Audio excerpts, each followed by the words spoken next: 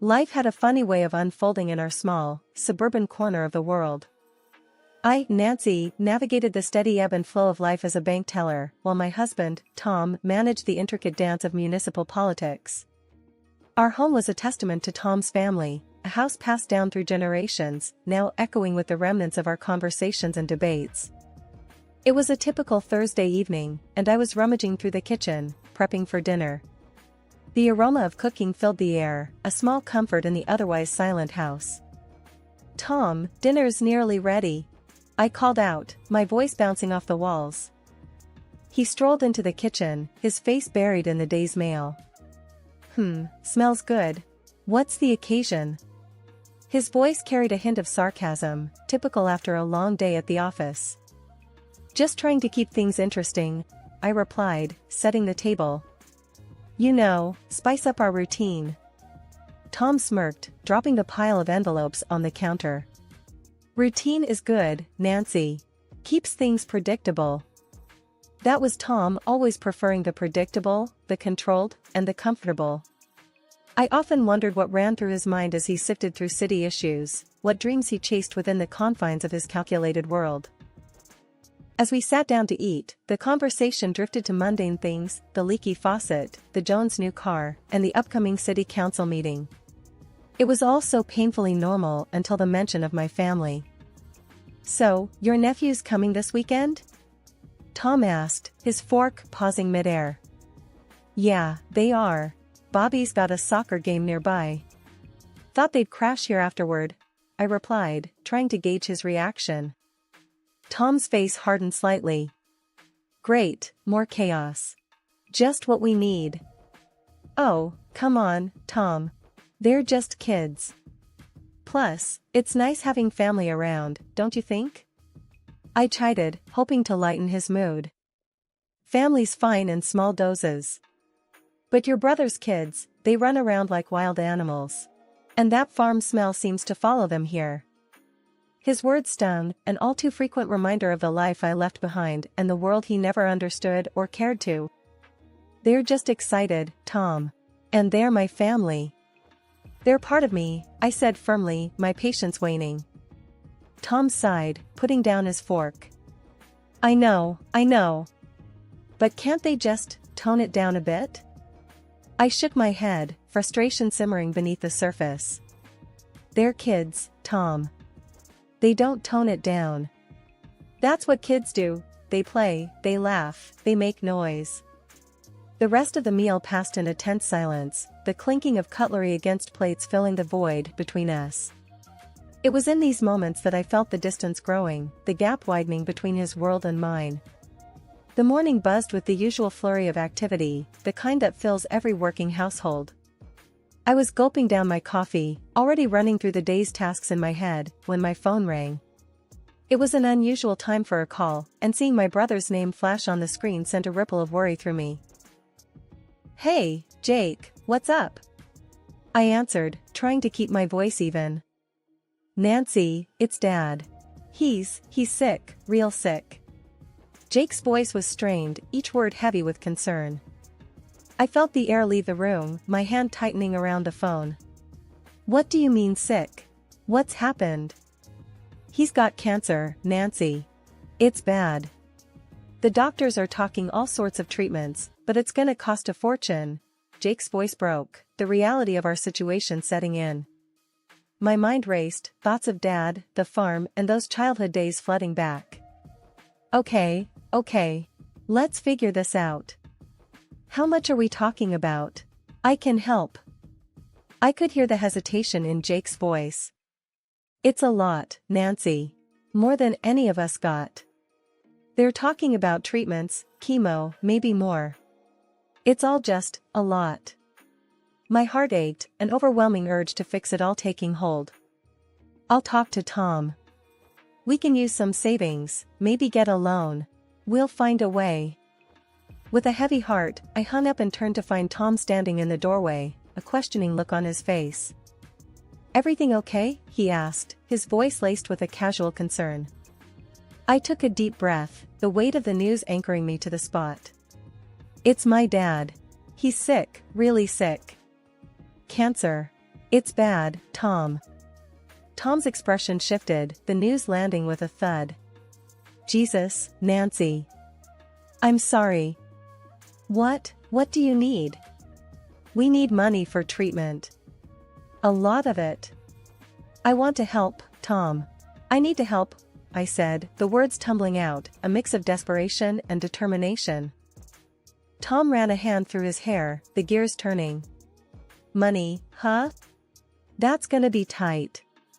But, okay, we'll look at our finances, see what we can do. I nodded, the first wave of relief washing over me. Thank you. I knew I could count on you. The rest of the morning was a blur, calls to the hospital, more conversations with Jake, and a deep dive into our savings account. The numbers swirled before me, daunting yet necessary. This was family, and nothing was too big or too hard when it came to family. The day Dad arrived at our place was one I'd been dreading and longing for in equal measure. Tom had been oddly agreeable about Dad staying with us, which should have been my first clue that something was off. As soon as Dad's car pulled into the driveway, I rushed out, my heart aching at the sight of him. He was a shell of the robust man I remembered, his frame hunched, his face drawn with pain and weariness. Nancy, my girl, he said, his voice weak but filled with warmth as I helped him inside. Tom came out to greet us, his smile a little too stiff, a little too forced. Welcome, Mr. Williams. Let me show you to your room. The evening passed in a sort of anxious dance, Dad trying to appear stronger than he was, Tom playing the gracious host, and me, caught in the middle, worrying about everything unsaid. As we sat down to dinner, a heavy silence enveloped the table. Tom was the first to break it, his voice cutting through the stillness like a knife. So, Mr. Williams, I've been thinking about your situation. I want to help, really I do. Dad nodded, a wary look in his eyes. That's kind of you, Tom. I appreciate all the support. But, Tom continued, I think it's only fair we discuss some terms. Terms? My stomach twisted at the word, a sense of dread creeping up my spine. What do you mean, Tom? I asked, my voice barely above a whisper. Tom looked between Dad and me, his gaze calculating. Well, it's simple really. I'll cover the medical expenses, allow you to stay here, but in return, I want the farm. All of it, transferred to me and Nancy. I stared at him, disbelief and anger churning inside me. Are you serious right now? You can't be serious. Dad's expression hardened, his tired eyes suddenly alight with a spark of the old fire. You want my land, my home, in exchange for helping me? It's a fair deal, don't you think? Tom said, leaning back in his chair. A small price to pay for your health and comfort. I couldn't believe what I was hearing. This was my husband, the man I'd vowed to spend my life with, and he was bargaining over my father's life like it was a business transaction. Tom, you can't do this. It's not right. It's disgusting, I spat out, the words tasting bitter in my mouth. Dad pushed his chair back, his body trembling with a mix of rage and effort. I don't want your money, Tom. Not like this. I'd rather die than give you everything I've worked for. The room spun around me, the walls closing in. This was a nightmare, a terrible, heartless game, and Tom was revealing himself to be the villain. Fine, Tom said, his voice cold. Then you leave. Both of you. I won't be taken for a fool. With that, Dad grabbed his cane, his pride the only thing keeping him upright. I followed, my mind a whirlwind of hurt, anger, and disbelief. Tom, I can't believe you. I won't let you do this to my family, I said, my voice trembling. But he didn't respond, his face set in a mask of indifference. We packed a few things, Dad's weak protests echoing in my ears. This was it. The facade had crumbled, and the man I thought I knew had vanished, replaced by a stranger with cold eyes and a colder heart. We didn't speak much on the drive to the small rental I'd managed to find on short notice. It wasn't much, but it was a roof over our heads, a place to regroup and figure out our next steps. Once inside, I helped Dad to the couch, his body sinking into the cushions with a weary sigh. "Nancy, I'm sorry. I never should have put you in this position," he murmured, his eyes downcast. "No, Dad. Don't you dare apologize. This is on Tom, not you." "I can't believe he'd do something like this," I replied, my voice fierce with anger. Dad shook his head, a bitter laugh escaping him. "And to think I almost considered it, for a moment, to make sure you'd be taken care of. That's exactly why I'm doing all this, Dad. You took care of me my whole life." "It's my turn now," I said, squeezing his hand. The following days were a blur of doctor's appointments, phone calls, and late-night internet searches for any financial aid we might qualify for. I was running on adrenaline and coffee, determined to find a way to afford Dad's treatment. One evening, after a particularly grueling day, I came back to the rental to find Dad sitting at the small kitchen table, a stack of bills in front of him. "Nancy, sit down. We need to talk about this. Realistically," he said, his voice steady but tired. I pulled up a chair, my stomach in knots. "What is it, Dad?" He pushed the bills toward me, his finger tapping on the total amount due. "This is more than you can handle, Nancy. I can't let you ruin your life for me." Tears pricked at my eyes, but I blinked them back. "Dad, I'm not having this conversation. I'll find a way. We'll find a way. Together." Dad reached across the table, his rough hand covering mine. "Nancy, listen to me. I've lived a good life. I've seen you grow into a remarkable woman. If it's my time, then so be it. But you have so much more to live for. Don't let this destroy you." I shook my head, pulling my hand away. "No. I refuse to accept that. We're going to fight this, Dad. Until the very end." The determination in my voice seemed to give Dad a small spark of hope, or perhaps he just didn't have the heart to argue any further. We spent the rest of the evening in a quiet, mutual understanding, both of us too stubborn and too scared to consider giving up. Days turned into weeks, and despite the ever-present shadow of illness and financial strain, we found small moments of joy, old stories retold, laughter shared over simple meals, and quiet evenings watching whatever was on TV. It wasn't much, but it was ours, and for the moment, it was enough. 3 months had flown by in a blur of hospital visits, a relentless battle against the merciless tide of illness. Despite our best efforts and boundless hope, my father's condition deteriorated under the weight of the aggressive cancer. It was a losing fight, but one we endured together, with the stubbornness and heart that characterized our simple, hardworking family. My father's passing was quiet, a gentle surrender in the early hours of a gray morning. The pain of losing him was sharp, a raw wound that seemed to echo through the empty spaces of our rented home. The funeral was a somber affair, filled with hushed voices and tear-stained faces, a final goodbye to a man who had been the bedrock of our family.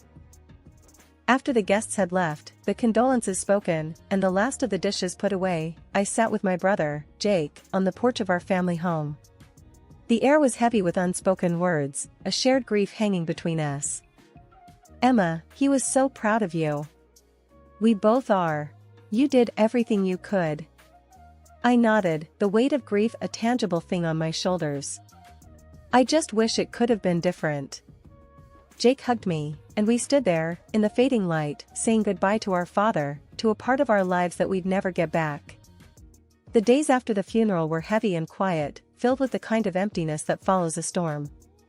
I spent long hours staring at the land, our land, stretching out with rows of corn and the old oak tree standing tall against the skyline. It was more than just soil and crops, it was Dad's legacy, a testament to his life's work. Jake and I had been going through Dad's papers, trying to sort out his affairs, when I stumbled upon a series of letters and notes. They were inquiries and offers on the land, some dated back a few months, others more recent. Each one hinted at the value of the land, suggesting it was set to skyrocket with the city's expansion plans. "Jake, look at this," I called out, my hand trembling slightly as I held out the papers. He came over, his eyes scanning the documents quickly. "What the hell? These offers are huge, Nancy." And they're all pretty recent.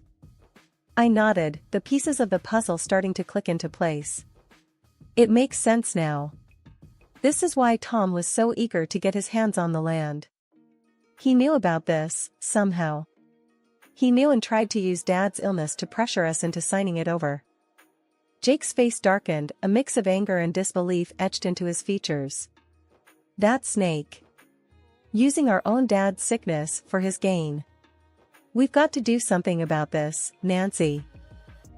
I agreed, the fire of determination igniting within me. We will. We'll make sure this land stays in the family, just like Dad wanted. And as for Tom, he's going to regret ever trying to cheat us. The next few days were a whirlwind of activity.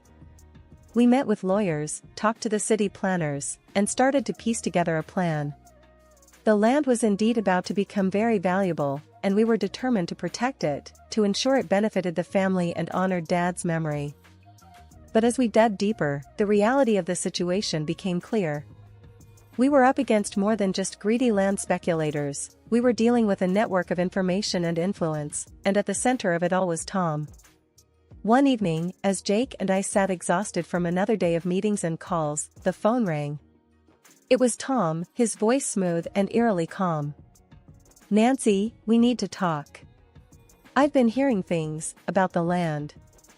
I think we can come to an agreement, something beneficial for both of us. I felt a surge of disgust listening to him, the man I had once loved, now nothing more than a conniving stranger. There's nothing to talk about, Tom. You tried to cheat my family, to take advantage of my father's death. You're not getting a single inch of that land, I replied, my voice steely and resolute. Tom let out a dry laugh. Nancy, don't be naive. This is business. I was just trying to secure our future, our wealth. Let's meet, discuss this like adults. I clenched the phone tighter, the anger boiling inside me. The only business I'll be discussing with you is the divorce. You'll be hearing from my lawyer, Tom. Goodbye. The days following my final conversation with Tom were fraught with a tense anticipation. Jake and I had enlisted a sharp-witted lawyer, Mr. Henderson, who specialized in estate and property law. He was a no-nonsense type, with a keen eye for detail and a deep understanding of the underhanded tactics used by those looking to exploit others.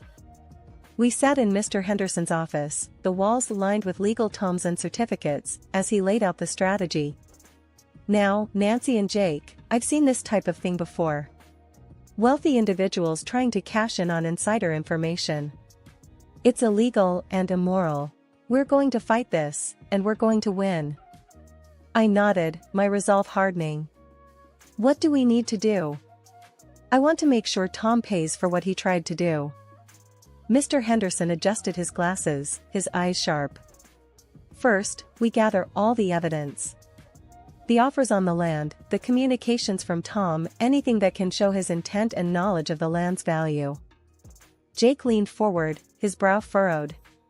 We've got plenty of that. Emails, letters, even some voicemails he left Nancy. Good, Mr. Henderson replied, that's a start. Next, we file for an injunction to prevent any sale or transfer of the land until this is resolved. That will protect your asset. The next few weeks were a blur of legal motions, affidavits, and tense waiting. Tom, it seemed, was not going down without a fight. His own lawyers were pushing back, painting him as an innocent party, just trying to take care of his sick father-in-law. But we had the truth on our side, and slowly, the evidence began to pile up against him. The turning point came when one of Tom's associates, caught up in another investigation, decided to turn state's evidence, providing a direct link between Tom and the speculators looking to buy the land. The day we received the news, Jake and I met at the local diner, a spot we'd come to frequent for its strong coffee and quiet corners. Nancy, this is it. This guy's testimony is going to nail Tom. He's not getting out of this, Jake said, a hint of triumph in his voice. I sipped my coffee, the bitterness a match for my mood. Good. He deserves everything that's coming to him. I just wish it hadn't come to this, you know? Jake reached across the table, his hand covering mine. I know, sis. But you're doing the right thing. Protecting the land, our family. It's what Dad would have wanted. The trial was a spectacle, the media latching onto the story of a local official caught in a web of greed and deceit. Tom's face was plastered on every news outlet, the details of his scheming laid bare for all to see. And when the verdict came down, guilty on all counts, I felt a strange mixture of relief and sadness. Relief that justice had been served, but sadness for the man I had once loved, now just a shadow of his former self. The courthouse steps were behind us, the weight of months of legal battles lifted. I took a deep breath, the air tasting fresher, sweeter somehow. Jake and I walked in silence, each lost in thought, until we reached the old diner that had become our haven. Sliding into the booth, the familiar clatter of dishes and murmur of conversation wrapped around us like a comforting blanket. Jake ordered us coffee, and we sat, the steam curling up between us. "You know, Nancy, I think this is the first time I've seen you look relaxed in months," Jake said, a small smile playing at the corners of his mouth. I laughed, a genuine, light sound that felt foreign after all this time.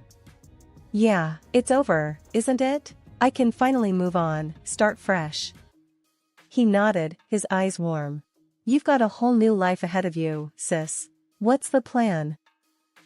I stirred my coffee, the spoon clinking against the mug. "Well, I've been thinking. I want to do something with the land. Not sell it off or anything, but maybe start a community garden, or a space for kids to learn about farming. Something that would make Dad proud." Jake's eyes lit up, enthusiasm radiating from him. "That's a fantastic idea, Nancy. You always had a knack for dreaming big. I'm in, whatever you need." We spent the next hour talking excitedly about the possibilities, the dream taking shape between us. It felt good, right, to be planning for the future instead of reeling from the past. As we left the diner, the sun setting in a blaze of orange and pink, I felt a sense of peace settle over me. The fight was over, but the journey was just beginning. I made my way to the small apartment I'd called home since leaving Tom. It was modest, but it was mine, a sanctuary from the world outside. Opening the door, I stepped inside, the quiet enveloping me.